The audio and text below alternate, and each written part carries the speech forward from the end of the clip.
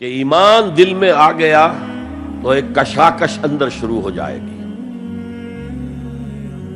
میں اگر فرائیڈ کی اصطلاح استعمال کروں تو ایگو اور اڈ یا لبیڈو میں تصادم ہوگا۔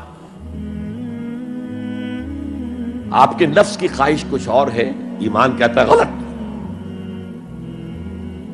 کشاکش ہوگی کہ نہیں؟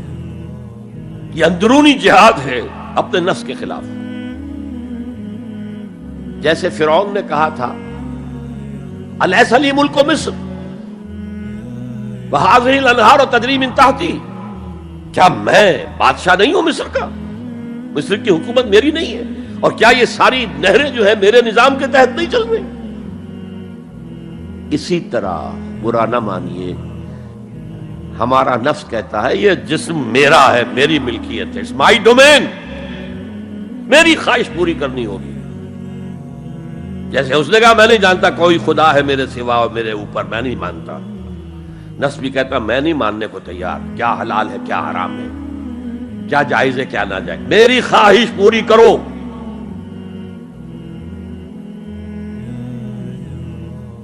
اس کے خلاف جہاد، یہ پہلی منزل کا جہاد ہے۔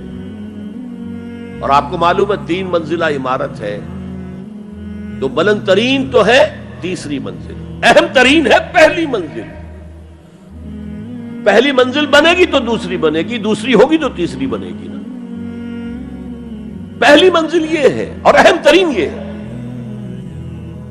اسی لیے مولانا روم نے کہا نفس ماں ہم کم ترس فرعون نیست، میرا نفس بھی فرعون سے کم نہیں ہے، لیکن ایراعون نیست، اس کے پاس لاؤ لشکر تھا، اس نے زبان سے بھی کہہ دیا تھا انا ربکم الاعلی، میں ہوں خدا۔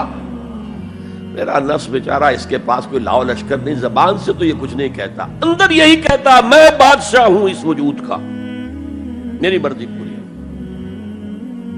اسٹرگل اگینسٹ دس بیسر سیلف، ایک سیلف ہے اونچی سیلف، خودی، انا، ایگو، اور ایک ہے یہ بیسر سیلف، ہماری جبلتیں جو اندھی بہری ہیں، جو حلال اور حرام سے انہیں کوئی غرض نہیں ہے، ان کے خلاف جہاد کرنا۔ آپ نے فرمایا صلی اللہ علیہ وسلم المجاہد من جاہد نفسہ، اصل مجاہد وہ ہے جو اپنے نفس کے خلاف جہاد کر سکے۔ تمہارے اندر یہ دشمن تو بیٹھا ہوا ہے، تکڑا ہے، تمہیں کنٹرول کرنا، چلے آؤ باہر کے دشمنوں سے جہاد کرنے کے لیے۔ تم نے ٹانگے کو گھوڑے کے آگے باندھ دیا۔ اور ایک دفعہ حضور سے پوچھا گیا ای الجہاد افضل یا رسول اللہ، اے اللہ کے رسول سب سے افضل جہاد کون سا ہے؟ فرمایا ان تجاہد نفسک فی طاعت اللہ، اپنے نفس کے خلاف جہاد